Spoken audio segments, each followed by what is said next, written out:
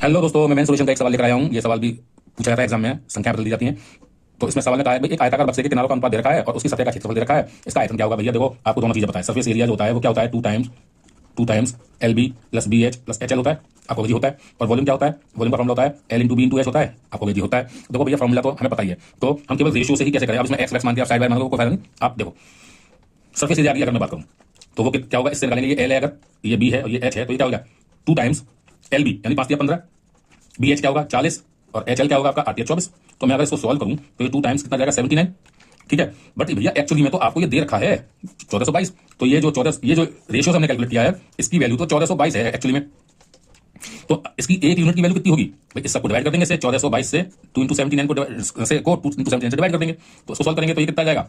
2 से 2 कट जाएगा 711 बार, और ये 79 से कट जाएगा 9 बार। तो भैया इसकी एक यूनिट जो है स्क्वायर सेंटीमीटर में 9 के बराबर है। तो मैं ये स्क्वायर की बात कर रहा है, तो मैं इसको एक्स स्क्वायर मान सकता हूं ना। तो एक्स स्क्वायर की वैल्यू है ये, अगर एक्स साइड है तो उसका सरफेस एरिया स्क्वायर में आएगा, तो ये वैल्यू है इसकी सेंटीमीटर स्क्वायर में। तो भैया एक्स की वैल्यू केवल साइड अगर यानी निकालना हो तो इसका स्क्वायर रूट कर दूंगा मैं, तो 3 आ जाएगा।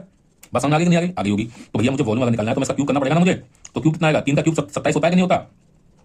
तो एक यूनिट, ये सब एक यूनिट है, one x square one one one. ठीक है, तो एक यूनिट वॉल्यूम में 27 के बराबर है। तो आपका एल बी एच निकालो जरा, कितना आ रहा है यूनिट में?